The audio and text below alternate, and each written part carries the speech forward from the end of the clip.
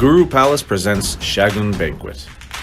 Exclusive features: wedding party hall with decent seating capacity, spacious parking, lavishly designed interiors with traditional touch, mini hall for corporate and small functions, best in-house catering. Shagun for all occasions.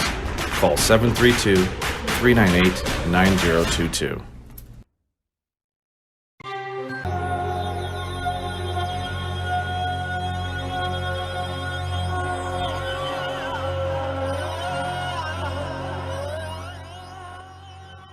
Bhakra dam ਦੇ flood Gates ਖੋਲਣ ਕਾਰਨ ਪੰਜਾਬ ਦੇ ਹਜ਼ਾਰਾਂ ਪਿੰਡ ਪਾਣੀ ਦੀ ਮਾਰ ਹੇਠ ਆਏ। ਹਜ਼ਾਰਾਂ ਏਕੜ ਫਸਲ ਹੋਈ ਤਬਾਹ। ਯੂਨਾਈਟਿਡ ਸਿੱਖਸ ਦੀਆਂ ਟੀਮਾਂ ਸੁਲਤਾਨਪੁਰ ਲੋਧੀ, ਰੋਪੜ, ਲੁਧਿਆਣਾ, ਅਨੰਦਪੁਰ ਸਾਹਿਬ ਅਤੇ ਹੋਰ ਇਲਾਕਿਆਂ ਵਿਖੇ ਪੀੜਤ ਪਰਿਵਾਰਾਂ ਦੀ ਮਦਦ ਵਿੱਚ ਰੁੱਝੀਆਂ ਹੋਈਆਂ ਹਨ। ਲੋਕਾਂ ਨੂੰ ਸਾਫ਼ ਪਾਣੀ, ਸੁੱਕਾ ਰਾਸ਼ਨ ਅਤੇ ਹੋਰ ਜ਼ਰੂਰੀ ਸਮਾਨ ਮੁਹੱਈਆ ਕਰਵਾਇਆ ਜਾ ਰਿਹਾ ਹੈ। ਬਿਮਾਰੀਆਂ ਦੇ ਫੈਲਾਅ ਨੂੰ ਰੋਕਣ ਲਈ ਅਸੀਂ ਪਿੰਡਾਂ ਵਿੱਚ ਮੋਬਾਈਲ ਮੈਡੀਕਲ ਕੈਂਪਸ ਸਥਾਪਿਤ ਕਰਨ ਜਾ ਰਹੇ ਹਾਂ। ਯੂਨਾਈਟਿਡ ਨੇਸ਼ਨਸ ਤੋਂ ਮਾਨਤਾ ਪ੍ਰਾਪਤ ਸਿੱਖ ਜਥੇਬੰਦੀ ਯੂਨਾਈਟਿਡ ਸਿੱਖਸ ਵੱਲੋਂ ਡੁੱਬਦੇ ਪੰਜਾਬ ਨੂੰ ਬਚਾਉਣ ਸਦਕਾ ਤੁਹਾਡੀ ਮਦਦ ਲਈ ਅਪੀਲ ਕੀਤੀ ਜਾਂਦੀ ਹੈ। ਹੇਠ ਦਿੱਤੀ ਜਾਣਕਾਰੀ ਰਾਹੀਂ ਤੁਸੀਂ ਸਾਡੇ ਤੱਕ ਪਹੁੰਚ ਕਰਕੇ ਆਪਣੇ ਦਸਵੰਧ ਨਾਲ ਰਾਹਤ ਕਾਰਜਾਂ ਵਿੱਚ ਹਿੱਸਾ ਪਾ ਸਕਦੇ ਹੋ।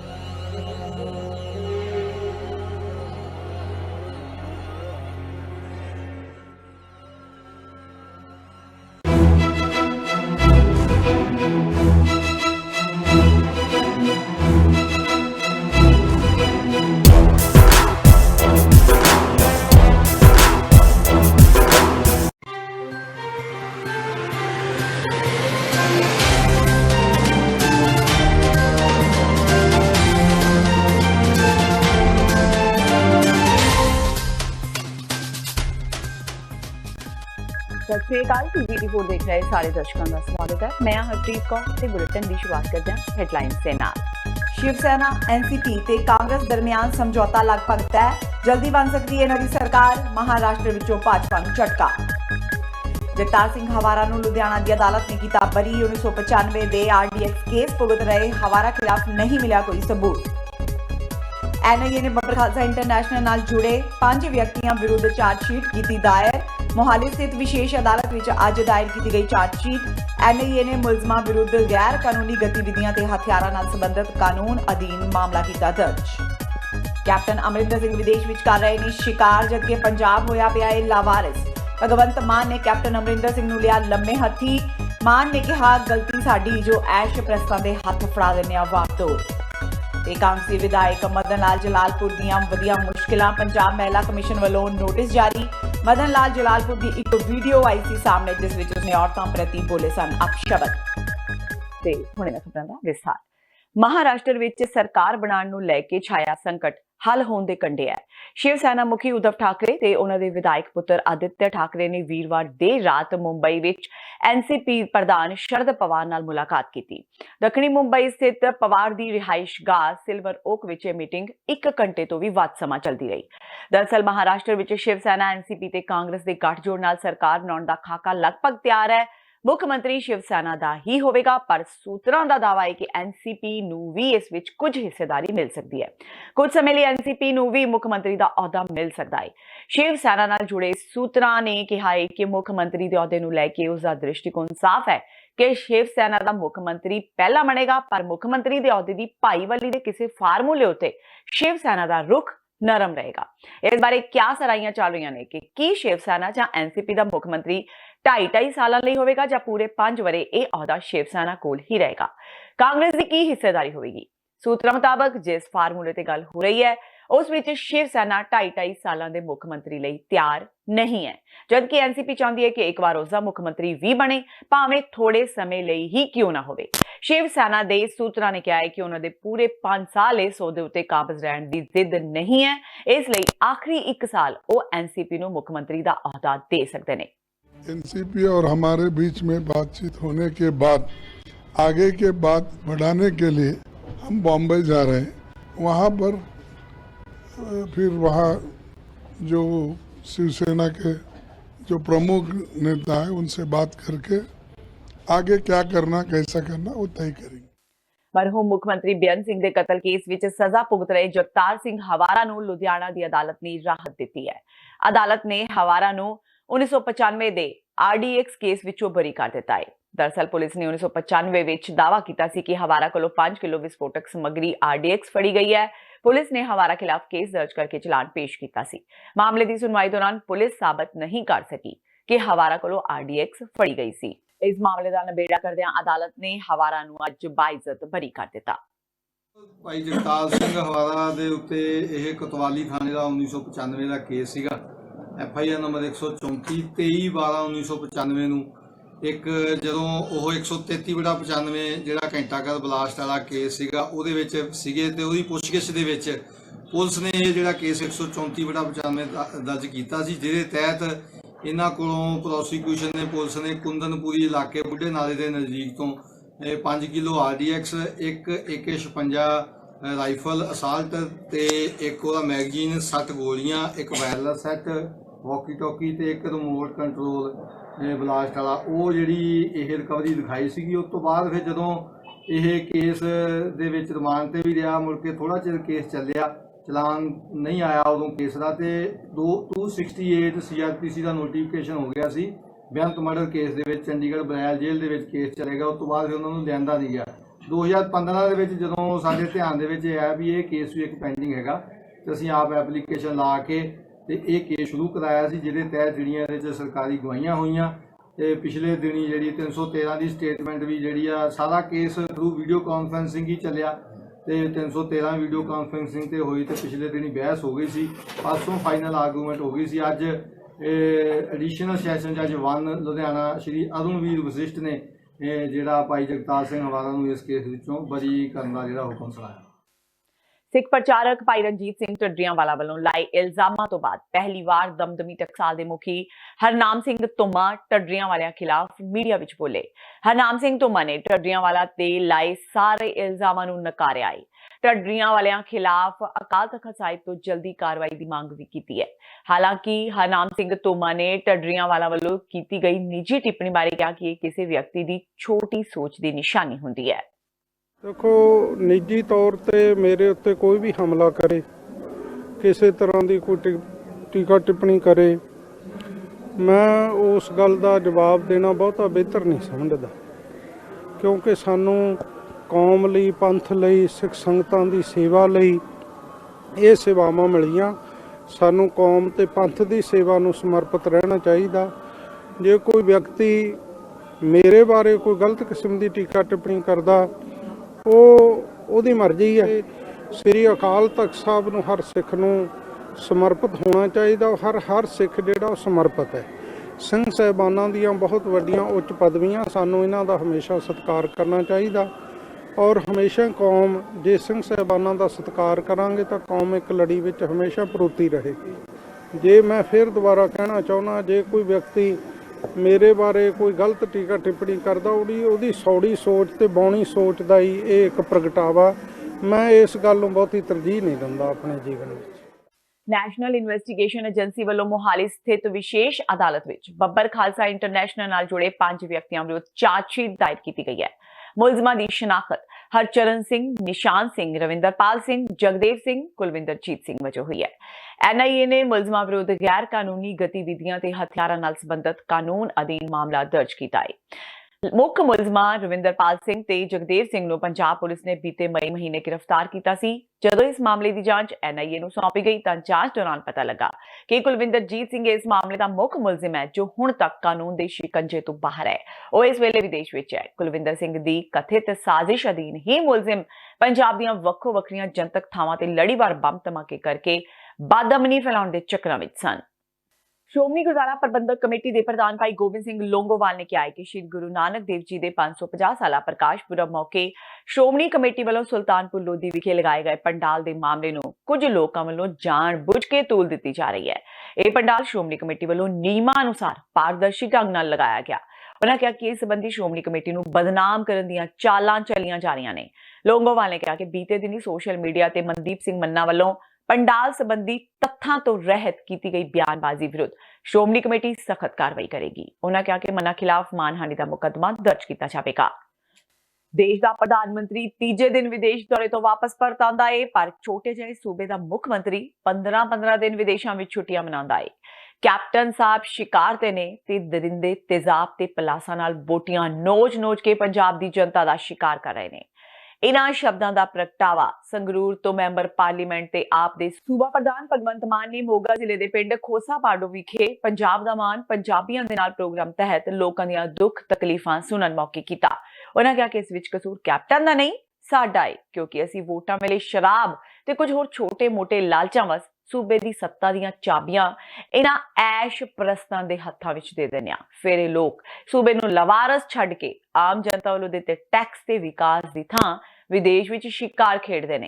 ਮਾਨ ਨੇ ਬਿਕਰਮ ਸਿੰਘ ਮਜੀਠੀਆ ਦੇ ਬਿਆਨ ਤੇ ਕਿਹਾ ਕਿ ਪੰਜਾਬ ਵਿੱਚ ਸਰਕਾਰ, ਮੰਤਰੀਆਂ, ਪੁਲਿਸ ਤੇ ਗੈਂਗਸਟਰਾਂ ਦਾ ਗੱਠਜੋੜ ਹੈ। ਇਹਨਾਂ ਸਭ ਨੂੰ ਹਾਸੋਹੀਣਾ ਦੱਸਦਿਆਂ ਉਹਨਾਂ ਕਿਹਾ ਕਿ ਮਜੀਠੀਆ ਤੇ ਸੁਖਬੀਰ ਬਾਦਲ ਦੀਆਂ ਗੱਲਾਂ ਨੂੰ ਗੰਭੀਰਤਾ ਨਾਲ ਨਹੀਂ ਲੈਣਾ ਚਾਹੀਦਾ। ਬਾਕੀ ਜੋ ਇਹਨਾਂ ਨੇ ਪਿਛਲੇ 10 ਸਾਲਾਂ ਦੇ ਰਾਜ ਦੌਰਾਨ ਕੀਤਾ ਹੈ, ਇਹ ਉਸੇ ਦਾ ਹੀ ਨਤੀਜਾ ਹੈ। ਪੰਜਾਬ ਦੀ ਧਰਤੀ ਤੇ ਜਿੱਥੇ ਹਰ ਵਕਤ ਬਾਣੀ ਦਾ ਜਾਪ ਹੁੰਦਾ ਰਹਿੰਦਾ ਹੈ, ਉੱਥੇ ਪਲਾਸਾਂ ਨਾਲ ਨੋਚ ਕੇ ਤੇ ਉੱਤੇ ਤੇਜ਼ਾਬ ਪਾ ਕੇ ਜਾਂ ਮੂੰਹ 'ਚ ਪਿਸ਼ਾਬ ਪਾ ਕੇ ਕਿਸੇ ਦਲਿਤ ਗਰੀਬ ਨੂੰ ਮਾਰਨਾ, ਇਹ ਸਾਡੀ ਪੰਜਾਬ ਦਾ ਤਾਂ ਕਲਚਰ ਕਦੇ ਵੀ ਨਹੀਂ ਸੀ। ਤੇ ਸਾਡੀ ਸਰਕਾਰ ਕਿੱਥੇ ਹੈ? ਸਰਕਾਰ ਬਾਹਰ ਗਈ ਹੋਈ ਹੈ, ਯੂਰਪ ਗਏ ਹੋਏ ਨੇ। 15 ਦਿਨ ਲਈ ਇੱਕ ਛੋਟੇ ਜਿਹੇ ਸੂਬੇ ਦਾ ਮੁੱਖ ਮੰਤਰੀ ਬਾਹਰ ਜਾਂਦਾ ਹੈ, ਪ੍ਰਧਾਨ ਮੰਤਰੀ ਤੀਜੇ ਦਿਨ ਮੁੜਿਆ ਆਉਂਦਾ ਹੈ। ਛੁੱਟੀਆਂ ਮਨਾਉਣ ਗਏ ਹੋਏ ਨੇ, ਸ਼ਿਕਾਰ ਖੇਡਣ ਗਏ ਹੋਏ ਨੇ, ਤੇ ਇੱਥੇ ਦਰਿੰਦੇ ਜਿਹੜੇ ਨੇ ਉਹ ਇਨਸਾਨੀਅਤ ਦਾ ਸ਼ਿਕਾਰ ਕਰ ਰਹੇ ਨੇ। ਮਜੀਠੀਆ ਨੇ ਪ੍ਰੈਸ ਕਾਨਫਰੰਸ ਕੀਤੀ ਸੀ ਕਿ ਪੰਜਾਬ ਤੇ ਇਲਜ਼ਾਮ ਲਗਾਇਆ ਸੀ ਪੰਜਾਬ ਸਰਕਾਰ ਤੇ ਵੀ ਪੰਜਾਬ ਦੇ ਵਿੱਚ ਪੁਲਿਸ ਔਰ ਗੈਂਗਸਟਰ ਮਿਲ ਕੇ ਨੈਕਸਸ ਚਲਾ ਰਹੇ। ਹਾਸੋ ਹੀ ਨਹੀਂ ਗੱਲ ਹੈ, ਬਿਕਰਮਜੀਤ ਮਜੀਠੀਆ ਕਹਿ ਰਿਹਾ ਗੱਲ ਇਹ ਹੈ। ਉਹਨਾਂ ਦੇ ਵਰਕਰ ਮਾਰੇ ਜਾ ਰਹੇ ਨੇ। ਤੁਸੀਂ ਮਜੀਠੀਏ ਤੇ ਸੁਖਬੀਰ ਦੀ ਗੱਲ ਨੂੰ ਬਾਹਲੀ ਸੀਰੀਅਸ ਨਾ ਲਿਆ ਕਰੋ, ਠੀਕ ਹੈ? ਜੋ 10 ਸਾਲ ਉਹਨਾਂ ਨੇ ਕੀਤਾ ਨਾ, ਇਹ ਉਸੇ ਦਾ ਹੀ ਨਤੀਜਾ ਹੈ, ਜਿਹੜੇ ਗੈਂਗਸਟਰ ਉਹਨਾਂ ਨੇ ਪੈਦਾ ਕੀਤੇ ਨੇ। ਵਿਧਾਨ ਸਭਾ ਵਿੱਚ ਵਿਰੋਧੀ ਧਿਰ ਦੇ ਆਗੂ ਹਰਪਾਲ ਚੀਮਾ ਨੇ ਵੀ ਕੈਪਟਨ ਸਰਕਾਰ ਨੂੰ ਲੰਮੇ ਹੱਥੀ ਲਿਆ। ਪੱਤਰਕਾਰਾਂ ਨਾਲ ਗੱਲਬਾਤ ਕਰਦਿਆਂ ਚੀਮਾ ਨੇ ਕੈਪਟਨ ਸਰਕਾਰ ਦੀਆਂ ਨੀਤੀਆਂ ਨੂੰ ਲੋਕ ਵਿਰੋਧੀ ਦੱਸਿਆ। ਕੀ ਕੁਝ ਕਿਹਾ ਚੀਮਾ ਨੇ, ਆਓ ਸੁਣਦੇ ਹਾਂ। ਦੇਖੋ, ਸਭ ਨੂੰ ਪਹਿਲਾਂ ਪਤਾ ਵੀ ਕਾਂਗਰਸ ਪਾਰਟੀ ਬਿਲਕੁਲ ਝੂਠੇ ਵਾਅਦੇ ਕਰਦੀ ਹੈ, ਝੂਠ ਬੋਲਦੀ ਆ। ਪਹਿਲਾਂ ਚੋਣ ਮੈਨੀਫੈਸਟੋ ਜਾਰੀ ਕੀਤਾ, ਉਹ 'ਚ ਝੂਠ ਬੋਲੇ ਕਿ ਪੰਜਾਬ ਨੂੰ ਜਿਹੜਾ ਹਰ ਘਰ 'ਚ ਨੌਕਰੀ ਦੇ ਦਿਆਂਗੇ, ਪੰਜਾਬ ਦੇ ਕਿਸਾਨਾਂ ਦਾ ਕਰਜ਼ਾ ਮਾਫ ਕਰ ਦਿਆਂਗੇ। ਹੁਣ ਦੁਬਾਰਾ ਝੂਠ ਬੋਲੇ ਵਿਧਾਨ ਸਭਾ 'ਚ, ਕਹਿੰਦੇ ਅਸੀਂ ਕੋਈ ਸਹੂਲਤਾਂ ਨਹੀਂ ਲਵਾਂਗੇ। ਠੀਕ ਆ, ਹੁਣ ਸਹੂਲਤਾਂ ਲੈ ਰਹੀਆਂ ਨੇ। ਸੋ ਇੱਥੋਂ ਪਤਾ ਲੱਗਦਾ ਕਿ ਕਾਂਗਰਸ ਪਾਰਟੀ ਜਿਹੜੀ ਹੈਗੀ ਆ, ਉਹ ਪੰਜਾਬ ਦੇ ਖਜ਼ਾਨੇ ਲੁੱਟਣ ਲੱਗੀ ਹੋਈ ਆ, ਔਰ ਲਗਾਤਾਰ ਉਹਦੀ ਲੁੱਟ ਜਾਰੀ ਆ। ਇਹ ਜਿਹੜੇ ਵਿਧਾਇਕ ਨੇਗੇ, ਜਿਹੜੇ ਸਲਾਹਕਾਰ ਲਾਏ ਨੇ, ਹੁਣ ਤੱਕ ਇਹਨਾਂ ਨੇ ਇੱਕ ਵੀ ਸਲਾਹ ਨਹੀਂ ਦਿੱਤੀ ਹੈਗੀ। ਲਗਭਗ 1 ਕਰੋੜ ਰੁਪਏ ਤੋਂ ਉੱਪਰ ਦਾ ਜਿਹੜਾ ਖਜ਼ਾਨੇ ਦਾ ਪੈਸਾ ਸੀ, ਇਹ ਜਿਹੜੇ ਹੈਗੇ ਨੇ ਐਮਐਲਏ ਸਾਹਿਬਾਨ ਜੋ ਹੋਰ ਸਲਾਹਕਾਰ ਲੈ ਚੁੱਕੇ ਨੇ। ਸੋ ਮੈਂ ਸਮਝਦਾਗਾ 100 ਕਰੋੜ ਰੁਪਈਆ। ਸੋ ਮੈਂ ਸਮਝਦਾਗਾ ਕਿ ਇਹ ਲੁੱਟ ਜਿਹੜੀ ਹੈਗੀ ਇੱਕ ਆਰਗੇਨਾਈਜ਼ ਤਰੀਕੇ ਦੇ ਨਾਲ, ਇੱਕ ਪਲਾਨਿੰਗ ਦੇ ਤਰੀਕੇ ਨਾਲ ਪੰਜਾਬ ਦੇ ਖਜ਼ਾਨੇ ਲੁੱਟ ਹੋ ਰਹੀ ਆ। ਸੋ ਲੁੱਟ ਤੁਰੰਤ ਬੰਦ ਹੋਣੀ ਚਾਹੀਦੀ ਆ। ਇੱਕ ਪਾਸੇ ਤਾਂ ਹਿੰਦੁਸਤਾਨ ਦਾ ਸੰਵਿਧਾਨ ਕੈਪ ਕਰਦਾਗਾ, ਹਿੰਦੁਸਤਾਨ ਦਾ ਸੰਵਿਧਾਨ ਕਹਿੰਦਾ ਕਿ ਇਸ ਤੋਂ ਵੱਧ ਜਿਹੜੇ ਹੈਗੇ ਨੇਗੇ ਕੈਬਨਿਟ ਮਿਨਿਸਟਰ ਨਹੀਂ ਬਣਾਏ ਜਾਣਗੇ। ਪਰ ਦੂਜੇ ਪਾਸੇ ਚੋਰ ਮੋਰੀਆਂ ਪੈਦਾ ਕਰਕੇ, ਦੂਜੇ ਪਾਸੇ ਕਾਨੂੰਨ ਨੂੰ ਮਿਸਯੂਜ਼ ਕਰਕੇ, ਦੂਜੇ ਪਾਸੇ ਜਿਹੜੀ ਆ ਐਬਸੋਲੂਟ ਮੈਜੋਰਟੀ ਕਾਂਗਰਸ ਪਾਰਟੀ ਨੂੰ ਮਿਲੀ ਆ, ਉਹਦਾ ਦੁਰਉਪਯੋਗ ਕਰਕੇ ਇਸ ਤਰ੍ਹਾਂ ਦੇ ਕਾਨੂੰਨ ਬਣਾਏ ਜਾ ਰਹੇ ਨੇ। ਸੋ ਇਹ ਪੰਜਾਬ ਦੇ ਲੋਕਾਂ ਦੇ ਲਈ ਬਹੁਤ ਘਾਤਕ ਕਾਨੂੰਨ ਨੇਗੇ, ਔਰ ਪੰਜਾਬ ਦਾ ਖਜ਼ਾਨਾ ਇੱਕ ਤਰੀਕੇ ਦੇ ਨਾਲ ਜਿਹੜੀ ਕਾਂਗਰਸ ਪਾਰਟੀ ਲੁੱਟ ਰਹੀ ਹੈ। ਤੇ ਹੁਣ ਵੇਲਾ ਹੋ ਗਿਆ ਬ੍ਰੇਕ ਦਾ। ਬਾਕੀ ਦੀਆਂ ਖਬਰਾਂ ਇਸ ਬ੍ਰੇਕ ਤੋਂ ਬਾਅਦ।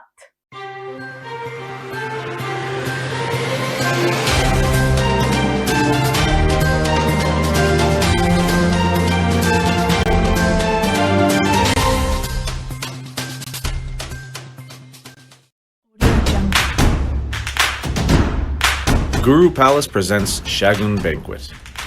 Exclusive features: wedding party hall with decent seating capacity, spacious parking, lavishly designed interiors with traditional touch, mini hall for corporate and small functions, best in-house catering.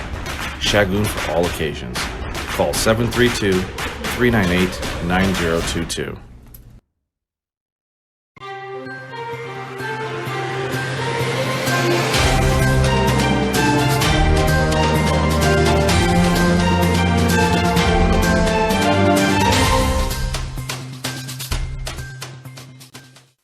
Break ਤੋਂ ਬਾਅਦ ਟੀਵੀ 84 ਦੇ ਖਬਰਾਂ ਦੇ ਬੁਲੇਟਿਨ ਵਿੱਚ ਸਵਾਗਤ ਹੈ। ਵਧਦੇ ਹਾਂ ਅਗਲੀ ਖਬਰ ਵੱਲ।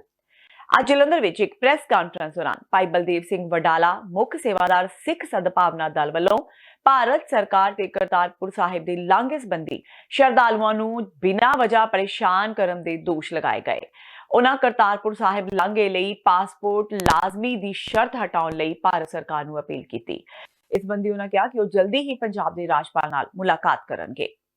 ਔਰ ਜੋ ਸਿੱਖਾਂ ਦੇ ਵਿੱਚ ਜਾਂ ਦੋਵਾਂ ਦੇਸ਼ਾਂ ਦੇ ਨਾਗਰਿਕਾਂ ਵਿੱਚ ਭਾਰੀ ਉਤਸ਼ਾਹ 9 ਨਵੰਬਰ ਤੋਂ ਪਹਿਲਾਂ ਸੀ, ਉਹ ਬਾਅਦ ਵਿੱਚ ਜਦੋਂ ਵੇਖਿਆ ਗਿਆ ਤਾਂ ਉਹ ਕਿਤੇ ਨਾ ਕਿਤੇ ਘਟਦਾ ਨਜ਼ਰ ਆਇਆ।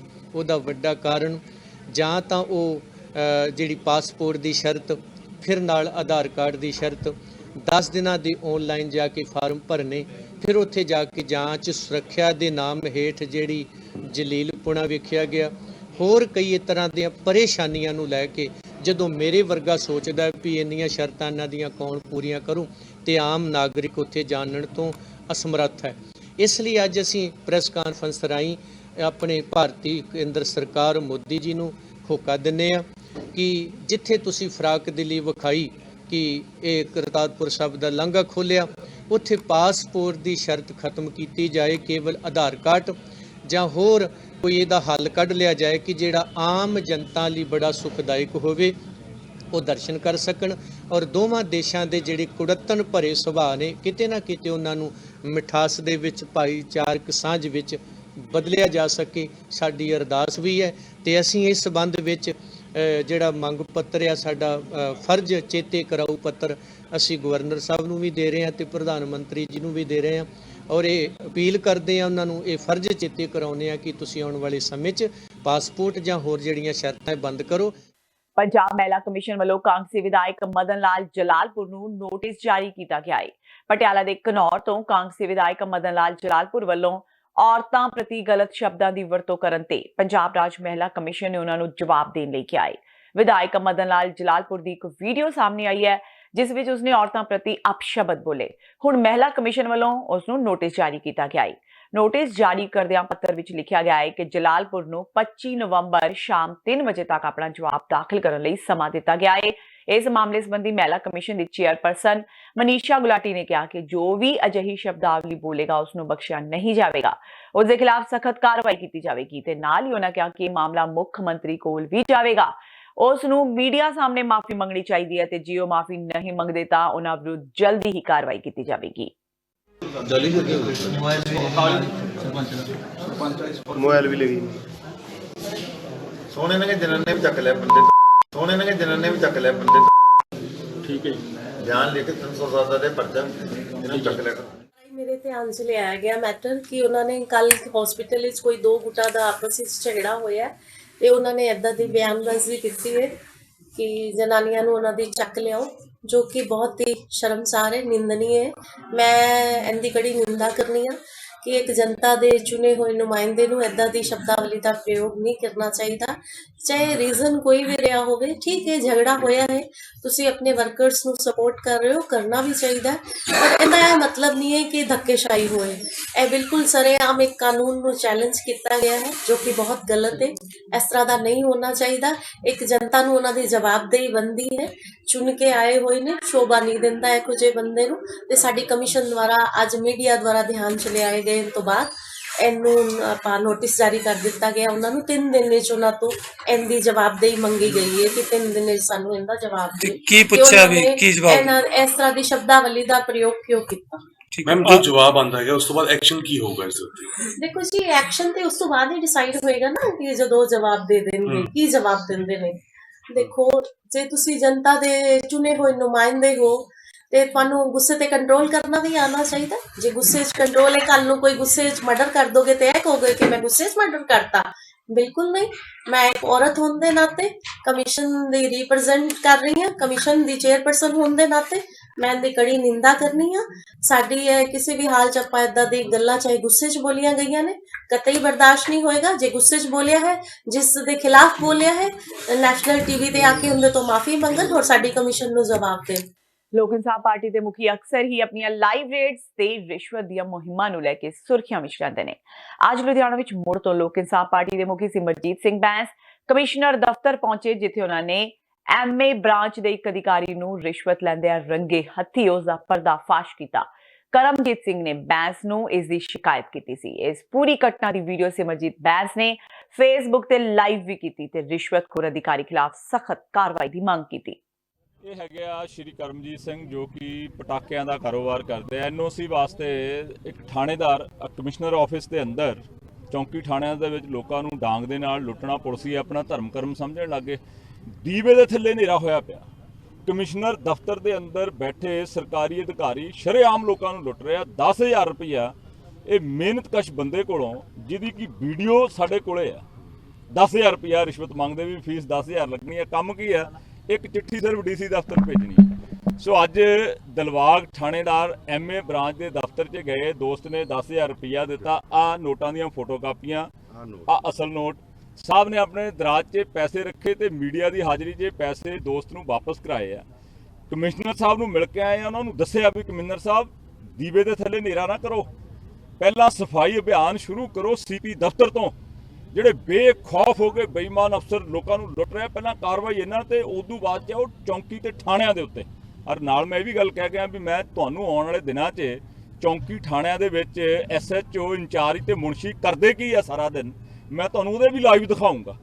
ਹਾਹਾਕਾਰ ਮੱਚੀ ਹੋਈ ਹੈ। ਕਿਸੇ ਬੰਦੇ ਦਾ ਕੋਈ ਜੈਨੂਅਨ ਕੰਮ ਬਿਨਾਂ ਪੈਸਿਆਂ ਤੋਂ ਪੁਲਿਸੀਏ ਕਰਦੇ ਹੀ ਨਹੀਂ ਹੈਗੇ।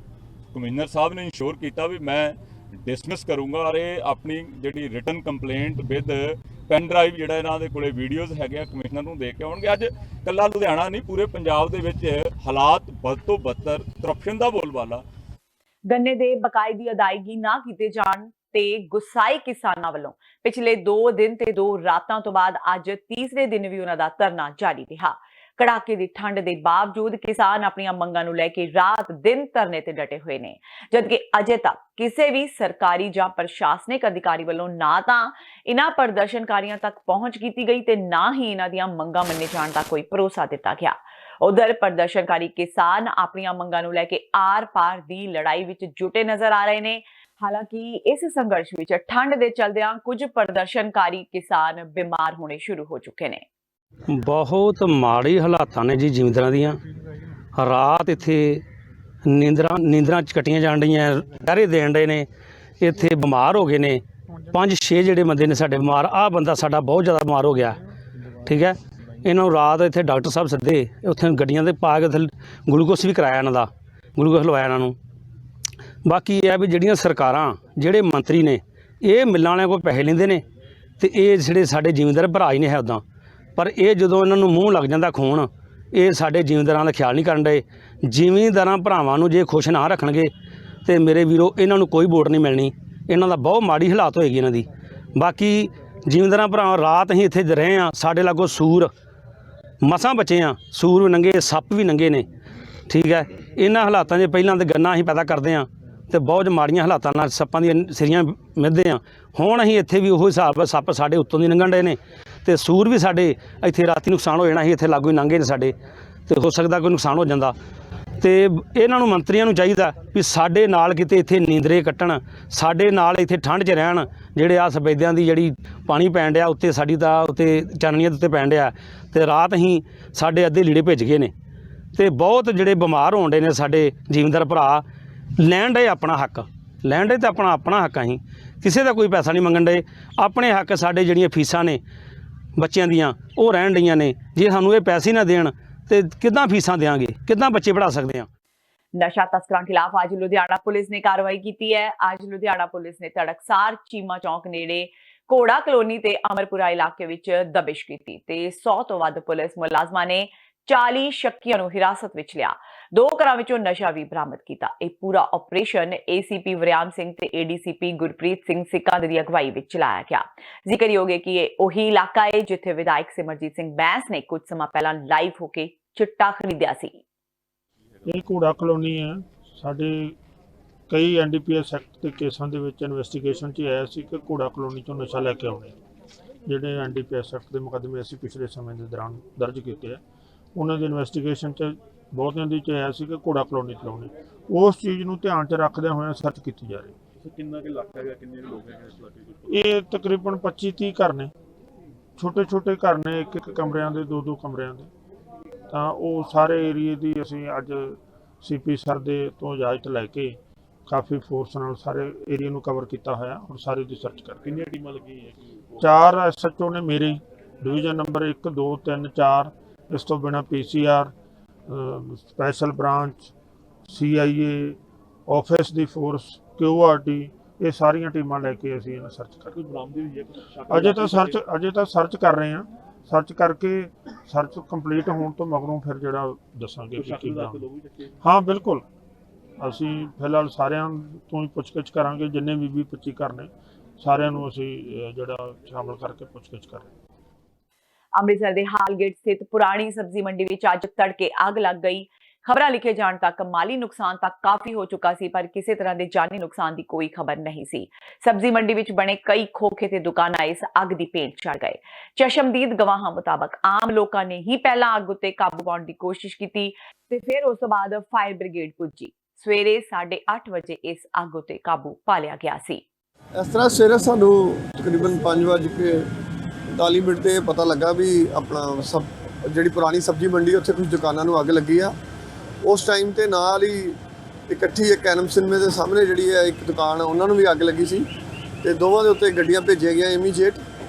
ਤੇ ਜਦੋਂ ਇੱਥੇ ਦੇਖਿਆ ਗਿਆ ਤੇ ਖੋਖਿਆਂ ਨੂੰ ਕਾਫੀ ਵੱਡੀ ਸ਼ਾਰਟ ਸਰਕਟ ਨਾਲ ਇਹਨਾਂ ਦੇ ਜਿਹੜਾ ਇੱਥੇ ਬੰਦਾ ਇਹਨਾਂ ਦਾ ਚੌਂਕੀਦਾਰ ਉਹਦੇ ਦੱਸਣ ਮੁਤਾਬਕ ਵੀ ਇੱਕ ਸ਼ਾਪ ਨੂੰ ਆਪਣਾ ਸ਼ਾਰਟ ਸਰਕਟ ਦੇ ਨਾਲ, ਬਿਜਲੀ ਦੇ ਸ਼ਾਰਟ ਸਰਕਟ ਦੇ ਨਾਲ ਅੱਗ ਲੱਗੀ ਆ।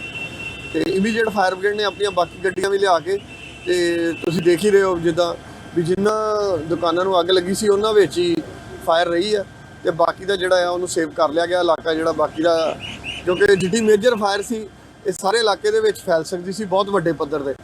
ਤੇ ਕੁਛ ਹੀ ਸਮੇਂ ਦੇ ਵਿੱਚ ਫਾਇਰ ਬ੍ਰਿਗੇਡ ਨੇ ਆਪਣੀਆਂ ਗੱਡੀਆਂ ਲਗਾ ਕੇ ਸਾਰੀ ਸੇਫਟੀ ਕਰ ਲਈ ਆ। ਬਾਕੀ ਦੀਆਂ ਸ਼ਾਪਸ ਤੇ ਬਾਕੀ ਦਾ ਤੁਸੀਂ ਦੇਖ ਲਓ ਵੀ ਸਾਰਾ ਕੁਝ ਉਹਨਾਂ ਦਾ ਜਿਹੜਾ ਏਰੀਆ ਜਿਹੜਾ ਆਪੋਜ਼ਿਟ ਜਿਹੜਾ ਏਰੀਆ ਸਾਰਾ ਬਚਾ ਲਿਆ ਗਿਆ। ਸਿਰ ਕਿੰਨੀਆਂ ਕੁ ਦੁਕਾਨਾਂ ਹੋਈਆਂ ਟੋਟਲ ਦੱਸਣ ਦੇ ਮੁਤਾਬਕ ਤੇ ਜਿਹੜੀਆਂ ਬਰਨਟ ਸ਼ਾਪਸ ਨੇ, ਜਿਹੜੀਆਂ ਇਹਨਾਂ ਦੀਆਂ ਕੰਸਟਰਕਟਡ ਸ਼ਾਪਸ ਨੇ ਉਹ ਤੇ 8-9 ਨੇ। ਬਾਕੀ ਇਹਨਾਂ ਨੇ ਵਿੱਚ ਡਿਸਟ੍ਰੀਬਿਊਸ਼ਨ ਕਰਕੇ ਪਾਰਟੀਸ਼ਨ ਕੀਤਾ ਸੀ, ਉਹਦੇ ਮੁਤਾਬਕ ਦੱਸਣ ਦੇ ਮੁਤਾਬਕ 20 ਤੋਂ ਜ਼ਿਆਦਾ ਜਿਹੜੇ ਇਹਨਾਂ ਦੇ ਹੈਗੇ ਸਟਾਲਸ ਵਗੈਰਾ ਤੇ ਨਾਲ ਸ਼ਾਪਸ। ਤੇ ਇਹ ਸਨ ਹੁਣ ਤੱਕ ਦੀਆਂ ਖਬਰਾਂ। ਜਾਂਦੇ ਇੱਕ ਵਾਰ ਫੇਰ ਨਜ਼ਰ ਮਾਰਦੇ ਹਾਂ ਮੁੱਖ ਖਬਰਾਂ ਤੇ।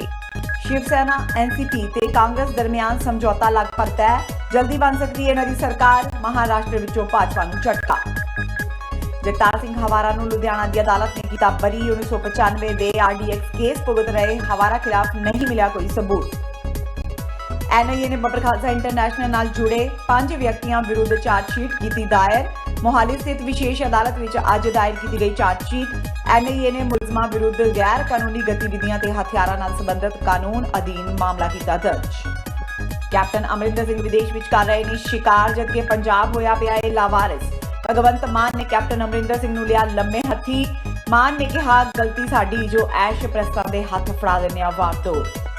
ਤੇ ਕਾਂਗਰਸੀ ਵਿਧਾਇਕ ਮਦਨ ਲਾਲ ਜਲਾਲਪੁਰ ਦੀਆਂ ਵਧੀਆਂ ਮੁਸ਼ਕਿਲਾਂ, ਪੰਜਾਬ ਮਹਿਲਾ ਕਮਿਸ਼ਨ ਵੱਲੋਂ ਨੋਟਿਸ ਜਾਰੀ। ਮਦਨ ਲਾਲ ਜਲਾਲਪੁਰ ਦੀ ਇੱਕ ਵੀਡੀਓ ਆਈ ਸੀ ਸਾਹਮਣੇ ਜਿਸ ਵਿੱਚ ਉਸਨੇ ਔਰਤਾਂ ਪ੍ਰਤੀ ਬੋਲੇ ਸਨ ਅਪਸ਼ਬਦ। ਇਸ ਨਾਲ ਹੀ TV84 ਦਾ ਖਬਰਾਂ ਦਾ ਇਹ ਬੁਲੇਟਿਨ ਖਤਮ ਹੁੰਦਾ ਹੈ। ਮੈਨੂੰ ਹਰਪ੍ਰੀਤ ਕੌਰ ਨੂੰ ਦਿਓ ਇਜਾਜ਼ਤ। ਸਤਿ ਸ਼੍ਰੀ ਅਕਾਲ।